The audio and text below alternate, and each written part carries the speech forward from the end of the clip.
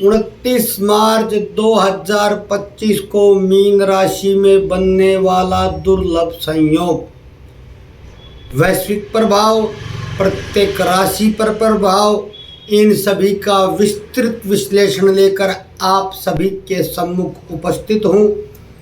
परसों जो वीडियो डाली थी वो यात्रा खत्म होने के तुरंत बाद सीधी डाली थी। हर राशि हर विषय का विशिष्ट विशेष आकलन करके सभी को अपने सम्मुख रख के आपके सम्मुख उपस्थित हूँ।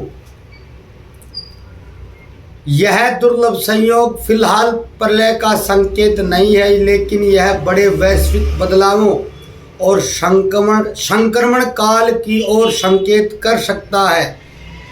ज्योतिषीय दृष्टि से इस तरह के ग्रह संयोग अक्सर युगों की परिस्थितियां और अवधारणा को बदल देने का सामर्थ्य रखते हैं।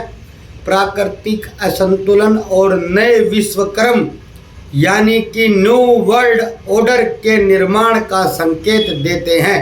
जय भोलेनाथ, जय जगन्नाथ। प्रलय का तात्पर्य संपूर्ण विनाश से होता है और इसके बाद नए चक्र की शुरुआत या प्रारंभ होता है। यह इंगित करता है कि हम एक पुराने युग के अंत और नए युग के प्रारंभ के दौर में हैं। कई प्राचीन ग्रंथों में संकेत किए गए हैं कलयुग के अंत के, लेकिन यदि हम आधुनिक संदर्भ में देखें तो वर्तमान में चल रही परिस्थितियां, प्राकृतिक आपदाएं, आर्थिक अस्थिरता, राजनीतिक तनाव और तकनीकी क्रांति इस ओर संकेत तो कर रही है। लेकिन मैं ज्योतिषी हूँ, किसी के फलादेश को नहीं पढ़ता हूँ, मैं फलादेश करता हूँ। जैसा भी ज्योतिषी हूँ मैं स्वयं फलित करता हूँ, स्वयं गणनाएं करता हूँ। अन्य किसी की गणनाओं पर विश्वास कर भी लेता हूँ, नहीं भी करता हूँ, लेकिन मैं स्वयं भी गणनाएं करने का कार्य करता हूँ।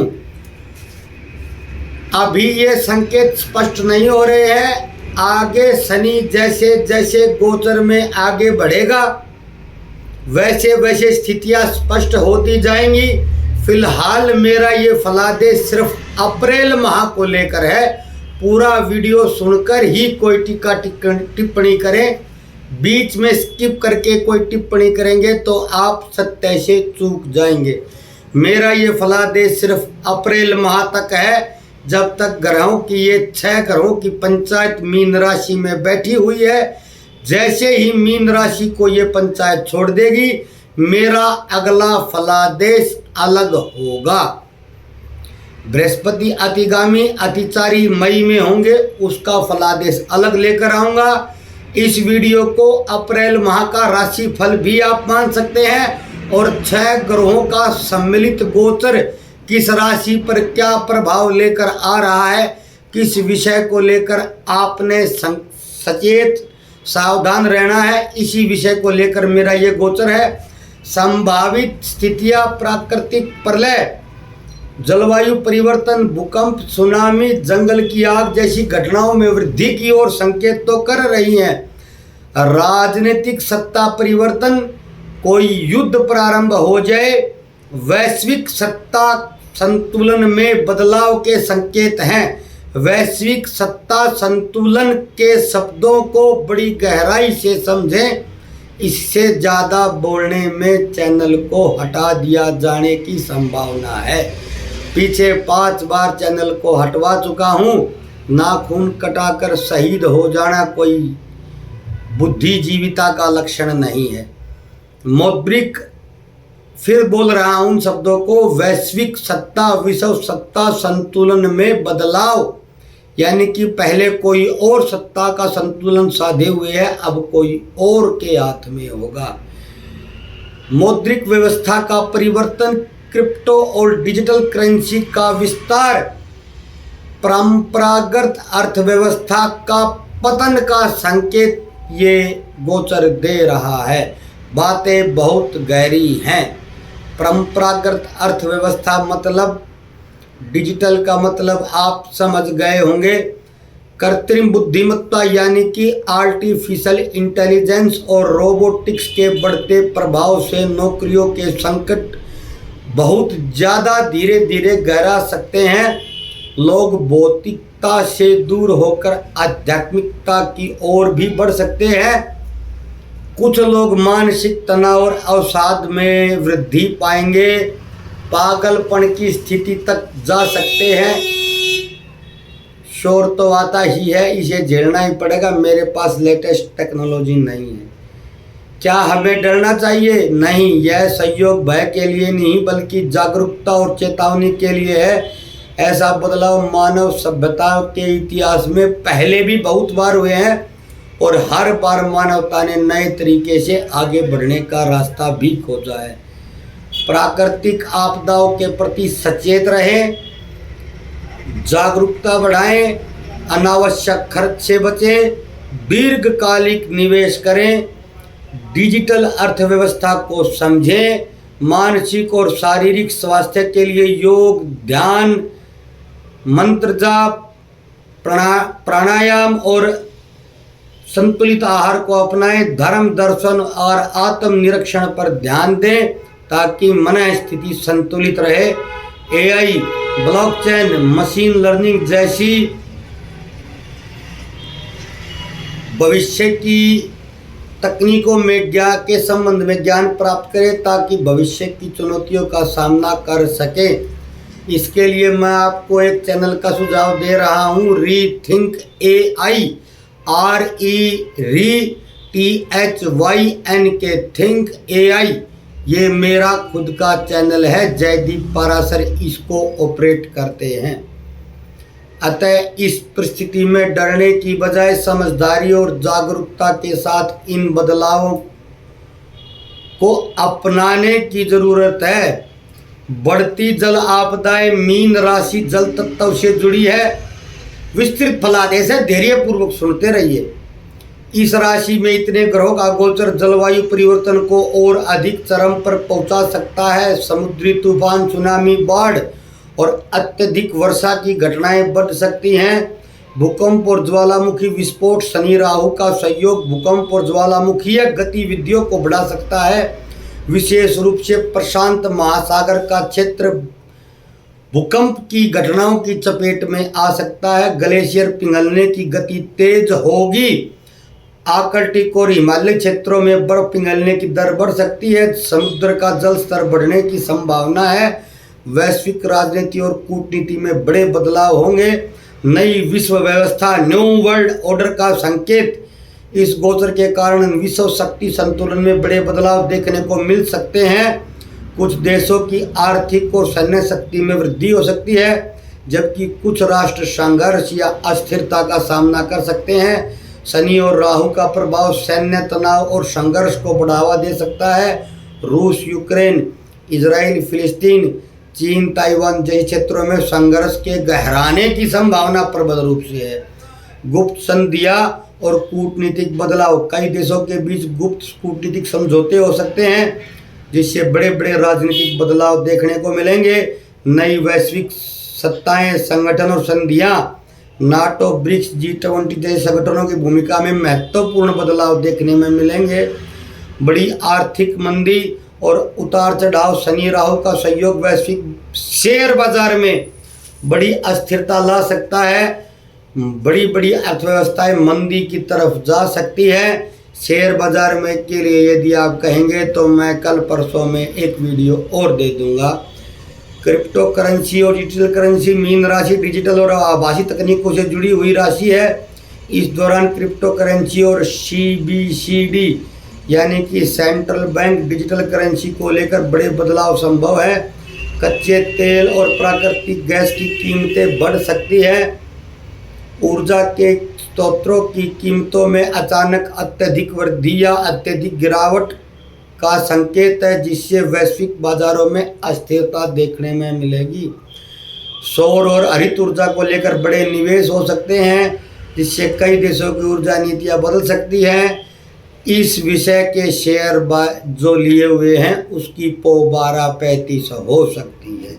मेरे पास भी 2 कंपनियों के शेयर सौर ऊर्जा के हैं। कृत्रिम बुद्धिमत्ता को लेकर बड़ी क्रांतिकारी खोजें होंगी। तकनीकी उद्योगों में बदलाव देखने को मिलेगा। क्वांटम कंप्यूटिंग में सफलता देखने को मिलेगी, जिससे सुरक्षा, संचार और डेटा प्रोसेसिंग में नए आयाम खुल सकते हैं। नई चिकित्सा खोजें हो सकती हैं। दवा उद्योग में महत्वपूर्ण सफलता मिल सकती है, खासकर कैंसर और दुर्लभ बीमारियों के उपचार में। अतः इन कंपनियों के भी जो विशेष शेयर लिए हुए हैं, उसकी भी 2-5 उंगलियां घी में आ सकती हैं। मानवता में आध्यात्मिक रुचि बढ़ेगी। मीन राशि आध्यात्मिकता से जुड़ी हुई राशि, देवगुरु बृहस्पति की राशि, इसलिए लोगों में ध्यान, योग साधना और आत्मिक खोज की प्रवृत्ति बढ़ेगी। प्राचीन ग्रंथों और प्राचीन ज्ञान विज्ञान का पुनरुत्थान देखने में मिलेगा। लोगों की धार्मिक ग्रंथों के अध्ययन में रुचि बढ़ेगी। नई नई व्याख्याएं सामने आएंगी। साइंटिफिक स्पिरिचुअलिटी, जिसका अर्थ है वास्तविक आध्यात्मिकता की ओर लोगों का रुझान बढ़ेगा। विज्ञान और आध्यात्मिकता का एकीकरण होगा। मनोरंजन और कला के क्षेत्र में बड़ा परिवर्तन देखने में मिलेगा। मेटावर्स और वर्चुअल रियलिटी का विस्तार होगा। संगीत, सिनेमा में नई लहर आएगी, जिसमें आध्यात्मिकता और गूढ़ विषयों का सिनेमा में प्रचार और प्रसार देखने में मिलेगा। लोकप्रियता में बदलाव, सोशल मीडिया पर नए नए ट्रेंड दिखाई देंगे और पुराने ढर्रे जो चले हुए हैं वो टूटते दिखाई देंगे। शिक्षा प्रणाली में बड़ा बदलाव देखने में मिलेगा। ये मैं व्यापक फलादेश कर रहा हूँ। प्रत्येक राशि पर जो फलादेश करूँगा वो 1 महीने से ज़्यादा मान्य नहीं होगा। ये जो लंबे समय पर इफेक्ट पड़ेंगे उनको लेकर मेरा फलादेश है। तार्किक और व्यवहारिक उपाय जो प्रत्येक राशि को करने चाहिए। मानसिक स्वास्थ्य को लेकर जागरूक होना चाहिए, क्योंकि मानसिक स्थितियां बिगड़ने की प्रबल संभावना है। योग और ध्यान करें, प्रतिदिन करें। जल का संरक्षण करें। नई तकनीक और खोज के प्रति जागरूक रहें। शेयर बाजार में सतर्कता बरतें। बड़े निवेश करने से पहले गहन शोध करें। सकारात्मक सोच अपनाएं। मीन राशि में होने वाला यह दुर्लभ संयोग विश्व में बड़े बदलाव लेकर आएगा ही आएगा। विश्व का सिनेरियो चेंज होगा ही होगा। यदि आप सतर्क और जागरूक रहेंगे तो इन बदलावों से आप लाभ भी उठा सकते हैं। मैंने बहुत से संकेत दिए हैं। किस किस विषय के, किस किस कंपनी के शेयरों में उछाल आ सकता है वो भी बताया है। ये सब लंबे समय के लिए मान्य है। अब मैं आपकी निजी जीवन, निजी जिंदगी, निजी राशि पर फलादेश करूंगा। मीन राशि में शनि, सूर्य, बुध, शुक्र, राहु, चंद्रमा का दुर्लभ संयोग है। कन्या राशि पर सीधी दृष्टि है। मीन और कन्या वाले अपना सचेत रहें। पहले बता रहा हूँ, मीन राशि में नींद उड़ने की पूरी संभावना है। दाम्पत्य जीवन मीन और कन्या दोनों का डिस्टर्ब हो सकता है। बौद्धिक परिपक्वता, मैच्योरिटी सबसे बड़ा उपाय है। 1 महीने की बात है। मेष राशि, मीन राशि में 6 ग्रहों का गोचर आपके द्वादश भाव में हो रहा है, जिससे विदेश यात्रा हो सकती। खर्चों में आशातीत वृद्धि होगी। मानसिक तनाव की संभावना, नींद की कमी, अनिद्रा जैसी संभावनाएं देखने में मिलेंगी। ये समस्याएं आ सकती हैं। दवाइयों पर खर्च होने की संभावना है। नियमित ध्यान और योग का अभ्यास करें। बजरंग बाण का पाठ करें बजरंग बाण की। हनुमत रक्षा करे प्राण की। अनावश्यक खर्चों पर नियंत्रण रखें। बजट बनाकर चले। ज़्यादा समस्या पा रहे हैं तो किसी शुक्ल पक्ष के मंगलवार को भगवान हनुमान जी के मंदिर में लाल चोला चढ़ाएं। चोला कैसे चढ़ाया जाता है गूगल से पूछेंगे, वो भी बता देगा। वृषभ राशि, यह गोचर आपके एकादश भाव में हो रहा है, जो आपके आय की वृद्धि का संकेत है। यदि महादशा अंतर्दशा, एक बात बीच में ही सुन लीजिए, यदि महादशा अंतर्दशा लाभ का संकेत दे रही है और गोचर में मैंने हानि बताई है, तो हानि बहुत कम होगी, लाभ होगा ही। यदि गोचर में हानि का संकेत महादशा अंतर्दशा हानि बता रही है, मैं लाभ बोल रहा हूँ, तो लाभ बहुत थोड़ा होगा, हानि प्रबल होगी। लेकिन गोचर में हानि मैंने बता दी और दशा महादशा हानि की है, तो हर हाल में हानि होकर रहेगी। ब्रह्मांड की कोई शक्ति इस हानि को नहीं रोक सकती। दूसरी बात, दशा महादशा लाभ का संकेत कर रही है और मैंने भी यहाँ गोचर में के प्रभाव में लाभ बताया है, तो त्रिदेव को छोड़कर कोई आपके लाभ को नहीं रोक सकता। महादशा अंतर्दशा से कनेक्ट कर पाए तो बहुत अच्छा है, नहीं कनेक्ट कर पाए तो न किसी मेरे पास आए, न किसी पंडित जी के पास जाएं। और मेरे वीडियो सुनकर जो नित्य बोलते हैं कि मेरे को अलग से विशेष बता दीजिए, तो भैया 500 500 700 700 आदमियों को विशेष अलग से बता देना मेरे लिए संभव नहीं है। मेरे 10,000 हाथ और 20,000 मुंह नहीं है। जो बता रहा हूँ यही विशेष है, इससे अलग विशेष सुनना है तो ज्योतिष सीखना पड़ेगा।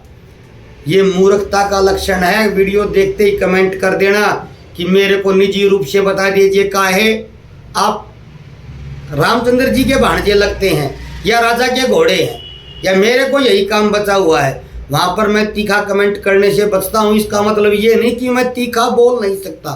तीखा मैं इतना बोल देता हूँ आमने सामने तो कि सामने वाले की आंख में मिर्च से ज़्यादा काम करते, कान से रक्त बह जाता है। व्हाट्सएप पर मैं इसलिए नहीं बोलता कि सामने वाला भी बोल सकता है, काहे अपनी बुद्धि खराब करनी है। सबको निजी रूप से बता देना संभव है क्या? ये निजी रूप से नहीं बता रहा हूँ मैं, बड़े 2 दिन के दिन रात के परिश्रम से बनाकर लाया हूँ। ये निजी ही है। आपको अपनी राशि देखनी और जो उपाय बताया वो करने और चुप मार कर बैठ जाना। आगे भगवान शिव का कार्य है। मैंने जो उपाय बताया वो 100% काम करेगा, ये गारंटी मैं ले रहा हूँ। और निजी क्या होता है? और ज़्यादा ही निजी की खुजली है तो 5100 रुपये व्हाट्सअप करें, गूगल करें और आ जाए, मैं देख दूंगा। 5100 से कम में कोई निजी नहीं देखता हूँ। मेरी फीस 5100 रुपये है। वो मैं सिर्फ आमने सामने चार्ज करता हूँ। सोशल मीडिया पर मैं कभी फीस नहीं बताता, यूं ही देख देता हूँ। जो कोई जिसने कुछ भेज दिया वो रख लिया, नहीं भेजा नहीं भेजा। क्योंकि सोशल मीडिया पर मैं सिर्फ बस यूं ही समय व्यतीत करता हूँ। निजी मेरे क्लाइंट हैं, आमने सामने समय लेकर आते हैं और भगवान शिव की कृपा से काम की मेरे पास बिल्कुल भी कमी नहीं है, न आगे होने वाली है। अतः आप ये सोच रहे हैं कि पंडित जी को कुंडली दिखाकर कुछ लाभ दे दे, मेरे को लाभ देने का सामर्थ्य आप में नहीं है। अतः आप ये जो बता रहा हूँ ये सुनिए। तीखा बोला तो मेरे को क्षमा करें, लेकिन पिछली वीडियो के बाद 19 फोन और 9 व्हाट्सएप कॉल आए। मैसेज की तो काउंटिंग ही नहीं कि निजी रूप से बता दीजिए। कहाँ से बता देगा पंडित जी? कितनी कुंडली देख लेगा एक दिन में। खैर, वृषभ राशि का ये गोचर, वृषभ राशि के एकादश भाव में गोचर हो रहा है। आय में वृद्धि, नए मित्रों की प्राप्ति, सामाजिक मान प्रतिष्ठा में वृद्धि की का संकेत है। हालांकि कुछ मामलों में मित्रों से मतभेद भी संभव है। माता लक्ष्मी के मंदिर में लाल फूल अर्पित करें। माता लक्ष्मी का मंदिर न मिले तो किसी भी मंदिर में जो माँ भगवती के किसी भी स्वरूप का और लाल फूल अर्पित कर दें। शुक्रवार से शुक्रवार जब तक ये गोचर रहे, मई में नया वीडियो लेकर आऊँगा। सफेद वस्त्र ज़्यादा से ज़्यादा धारण कर पाए तो करें। पुराने मित्रों के साथ मधुर संबंध बनाए रखें। अहंकार से बचें। ओम शुम शुक्राय नमः मंत्र का जाप करें। निजी बता दिया वृषभ राशि को, इसमें निजी क्या बचा बताओ। मिथुन राशि, मीन राशि का ये गोचर आपके 10वें भाव में हो रहा है, जो करियर में महत्वपूर्ण बदलाव, नई जिम्मेदारियों की ओर इशारा कर रहा है। कार्यस्थल पर सतर्क रहने की आवश्यकता है। वरिष्ठ अधिकारियों से मतभेद की संभावना है, इस विषय को लेकर सचेत रहें। भगवान गणपति जी की पूजा करें। हरे वस्त्रों का प्रयोग कुछ दिन ज़्यादा करें। कार्यस्थल पर विनम्रता बनाए रखें। सहकर्मियों के साथ सहयोगात्मक रवैया अपनाएं। बुद्ध के बीज मंत्रों का जाप करें। ओम बुम बुधाय नमः। और अंत में सभी जिसकी राशि हो जाए वो भी सुनना, कुछ विशेष बताऊंगा, निश्चिंत रहकर सुनिए, बताऊंगा ही बताऊंगा। कर्क राशि, यह गोचर आपके 9वें भाव में हो रहा है। विदेश यात्रा के योग कुछ हल्के हल्के बन रहे हैं। माता पिता गुरु से मतभेद संभव है। भाग्यहीनता का शिकार होने की संभावना है। गुरुवार को पीले वस्त्र धारण करें। जब भी धारण कर पाए पीले रंग की टी शर्ट, कुर्ता पजामा, शर्ट जो भी धारण कर पाए करें। अपने गुरुजनों का सम्मान करें, उनसे मार्गदर्शन लें। ओम ब्रह्म बृहस्पति नमः मंत्र का जाप करें। यदि विशेष समस्या लग रही है तो क्लीं कृष्णाय गोविंदाय गोपी जन वल्लभाय नमः मंत्र का जाप करें। बड़ा सटीक उपाय बता दिया, 100% काम करेगा। नित्य एक माला कर सकते हैं। सिंह राशि, वो मंत्र बता रहा हूं जो आपको तंत्र की किसी किताबों में भी नहीं मिलेंगे। मीन राशि में गोचर आपके अष्टम भाव में हो रहा है, जो अचानक धन लाभ या अचानक धन हानि दोनों का संकेत दे रहा है। स्वास्थ्य समस्याएं बढ़ेंगी। सिंह राशि वाले सचेत हो जाएं। गूढ़ विषयों में रुचि का संकेत दे रहा है। जोखिम भरे निवेश से बचें। शनिवार को शनिदेव के मंदिर में जाएं, उनको एक दिया सरसों के तेल का अर्पित करें। नियमित रूप से महामृत्युंजय मंत्र का जाप करें। जो तप करई कुमारी तुम्हारी, भावी उमेट सकहीं त्रिपुरारी। स्वास्थ्य पर विशेष ध्यान दें।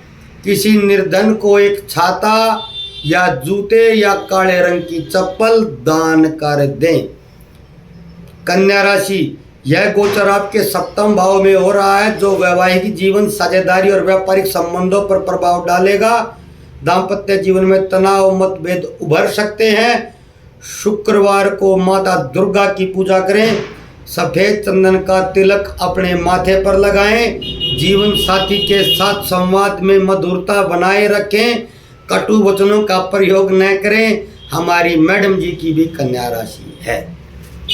ओम दुम दुर्गाय नमः बीज मंत्र का जाप करें। नवरात्र पर एक वीडियो विशेष लेकर आऊँगा, वो उपाय सभी न करने हैं जो नवरात्र में बताऊंगा। जो कन्या पूजन करते हैं वो सभी उस उपाय को करेंगे, लाभ होगा। शुक्र की महादशा चल रही तो लाभ होगा, राहु की महादशा चल रही तो 100% लाभ होगा। अन्य कोई महादशा चल रही तो मैं गारंटी नहीं ले रहा हूँ, भगवान शिव चाहे तो कुछ भी कर सकते हैं। तुला राशि, मीन राशि में 6 ग्रहों का यह गोचर आपके 6ठे भाव में हो रहा है। रोग, शत्रु और दैनिक कार्यों से संबंधित है। स्वास्थ्य संबंधित समस्याएं उभर सकती हैं। विशेषकर पाचन तंत्र और मानसिक तनाव से जुड़ी समस्याएं देखने में मिलेंगी। कार्यस्थल पर प्रतिस्पर्धा बढ़ेगी।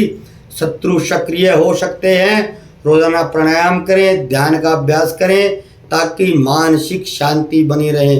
मंगलवार को हनुमान चालीसा का पाठ करें। हनुमान मंदिर में थोड़ा सा सिंदूर चढ़ाएं। आहार में संतुलन रखें। नियमित व्यायाम करें। विशेष मंत्र बता रहा हूँ, तांत्रिक मंत्र है। तुला राशि वाले ओम हम हनुमते नमः मंत्र का जाप करें। वृश्चिक राशि, यह गोचर आपके 5म भाव में हो रहा है, जो संतान, शिक्षा, प्रेम संबंध और निवेश से जुड़ा है। इस अवधि में संतान पक्ष से सुखद समाचार मिल सकते हैं, लेकिन प्रेम संबंधों में उतार चढ़ाव संभव है। सट्टा या शेयर बाजार में निवेश से बचे क्योंकि जोखिम बढ़ा हुआ है। बुधवार को गणेश जी की पूजा करें। हरे रंग के वस्त्र पहने। विद्यार्थियों को सरस्वती वंदना, माता सरस्वती का जाप करना लाभकारी होगा। प्रेम संबंधों में पारदर्शिता रखें। किसी भी विवाद से बचें। ओम गंग गणपतये नमः मंत्र का जाप करें। गम या गंग दोनों में से कोई आप ले सकते हैं, इच्छा आपकी है। गय गकार भी ले सकते हैं, मैं मकार भी ले सकते हैं। भ्रम में न रहें, दोनों में से कोई भी ले सकते हैं। ओम गम गणपतये नमः भी ले सकते हैं। ओम गंग गणपतये नमः भी ले सकते हैं। धनु राशि, मीन राशि में गोचर आपके 4थे भाव में हो रहा है, जो माता, घर, वाहन, मानसिक स्थिति, सुख सुविधाओं से संबंधित भाव है। पारिवारिक जीवन में तनाव बढ़ सकता है। माता के स्वास्थ्य को लेकर चिंताएं हो सकती हैं। नए संपत्ति या वाहन खरीदने की योजना बना रहे तो सावधानी रखें। सोमवार को शिवलिंग पर जल चढ़ाएं। नित्य चढ़ा देंगे तो और अच्छा होगा। ओम नमः शिवाय बीज मंत्र का जाप करें। माता के साथ समय व्यतीत करें। उनके स्वास्थ्य का ध्यान रखें। घर में सकारात्मक ऊर्जा बनाए रखने के लिए नियमित शाम को एक घी का दिया जलाएं। सफाई नित्य करें। कुछ लोग बोलेंगे, कुछ लोग बोलते हैं कुछ तो लोग कहेंगे, लोगों का काम है कहना कि मंत्र दीक्षा के बिना नहीं होता है, तो मैं दीक्षा दे रहा हूँ। जब तक का समय दे रहा हूँ तब तक अप्रैल के लिए आप निश्चिंत होकर मंत्र जाप करें। ऐसा कोई मंत्र नहीं जिसकी दीक्षा मैं न दे सकता हूँ, इतने में ही समझ जाएं। तंत्र का विद्यार्थी हूँ, तंत्र का शोधार्थी हूँ, तंत्र का जिज्ञासु हूँ, तांत्रिक हूँ। मकर राशि, ऐसे बहुत से जो इन बातों को मानते हैं वो मेरे शिष्य हैं। सिर्फ यूट्यूब पर वीडियो बनाना मेरा शौक और हॉबी है, इससे मेरे को कुछ आता जाता नहीं। यह गोचर आपके तृतीय भाव में हो रहा है, जो भाई बहन, संचार यात्रा और साहस से जुड़ा। इस अवधि में छोटे भाई बहनों के साथ संबंधों में सुधार होगा, लेकिन अनावश्यक यात्राओं से बचें क्योंकि थकान और तनाव बढ़ सकता है। संचार के माध्यम से नए अवसर मिल सकते हैं। मंगलवार को हनुमान जी को लाल फूल अर्पित करते रहें। ओम राम दूताय नमः बीज मंत्र का जाप करें। भाई बहनों के साथ संबंध मधुर रखें, उनकी सहायता करें। छोटी यात्राओं से या तो बचें, नहीं तो योजना पहले बनाकर चले। अनावश्यक जोखिम न उठाएं। कुंभ राशि, मीन राशि में गोचर आपके द्वितीय भाव में हो रहा है, जो धन, वाणी और परिवार से संबंधित है। आर्थिक स्थिति में उतार चढ़ाव देखने में मिल सकता है। वाणी में कठोरता के कारण पारिवारिक विवाद उत्पन्न हो सकता है। निवेश करते समय सतर्क रहें। अनावश्यक खर्चों से बचें। शुक्रवार को माता लक्ष्मी की पूजा करें। सफेद वस्त्र धारण करें। वाणी में मधुरता रखें। विवाद से बचें। ओम श्रीम महालक्ष्मी नमः मंत्र का जाप करें। ओम श्रीम महालक्ष्मी नमः। परिवार के साथ समय बिताएं। सबकी भावनाओं का सम्मान करें। अंतिम और मीन राशि, जो कि मेरी भी है, आपके लगन भाव प्रथम भाव में ये गोचर हो रहा है। स्वभाव, व्यक्तित्व, स्वास्थ्य से जुड़ा है। आपके आत्मविश्वास में वृद्धि होगी, लेकिन अहंकार से बचें। स्वास्थ्य संबंधी छोटी मोटी समस्याएं उभर कर आ सकती है, विशेषकर सिर दर्द या आंखों की समस्याएं। निर्णय लेते समय धैर्य रखें। वृत्ति के आवेग में कोई कड़ा कदम न उठाएं। गुरुवार को पीले वस्त्र धारण करें। बृहस्पति की पूजा करें। ओम ब्रह्म बृहस्पति नमः का जाप करें। नियमित रूप से ध्यान करें। अहंकार से बिल्कुल दूर रहें। दूसरों की सलाह को महत्व दें। ध्यान और योग सभी करें। सकारात्मक संगीत सभी सुने। सकारात्मक लोगों की संगति सभी करें। संतुलित आहार सभी करें। बाजार के भोजन से बिल्कुल जड़ से दूर रहें। दान पुण्य करें, उसका समय है। विशेषकर अनाज, वस्त्र और शिक्षा संबंधित सामग्री का दान करें। ये मैंने आपके सम्मुख सभी विषयों को रखा। मुंडन एस्ट्रोलॉजी के विषयों को रखा। दीर्घकालिक प्रभाव जो पड़ सकते हैं उनको रखा। आपकी राशि पर जो प्रभाव पड़ सकते हैं उनको रखा। इसके अलावा मेरे पास बताने को कुछ नहीं है। निजी रूप से पूछने आएंगे तो यही है, ये वीडियो ट्रांसफर कर दूंगा। अपनी अपनी राशि सुन लेना। बड़ी मेहनत से बनाया है। 30 मिनट बोलते बोलते हो गए हैं। अब सुनिए 2-3 बातें विशेष। एक तो वाणी पर कंट्रोल रखें। महादशा अंतर्दशा खराब है, सामने वाला कुछ बोल गया तो भाग्य मानकर चुप बैठे। दूसरी बात, वृत्ति के आवेग में कोई कार्य न करें। 29, 30, 31 को कोई यात्रा बना रहे हैं तो टाल पाए तो टालें। ईश्वर आपके हृदय में बैठे हैं। दूर ढूंढना बंद करके 1 महीने के लिए अंदर ढूंढ ले, बाद में बाहर भी ढूंढ लेना। मैं भी ढूंढ कर आया हूँ, लेकिन बाहर मिले नहीं, अब अंदर ही ढूंढूंगा। फिर बहुत कुछ सांकेतिक कहा, बहुत कुछ स्पष्ट कहा। आपकी सहायता करने का जितना प्रयास मैं कर पा रहा था किया। आगे सब भगवान शिव के हाथ में है। खुद मेरी मीन राशि है जिसमें समस्याएं सबसे ज़्यादा आने की संभावना है। बोलते बोलते गला सूख गया है। आशा है आपको वीडियो पसंद आएगा। पसंद आए तो किसी को शेयर कर दे। वैसे हर वीडियो को मैं शेयर करने को बोलता नहीं। धन्यवाद। कल फिर मिलते किसी अलग वीडियो के साथ। जय भोलेनाथ, जय जगन्नाथ।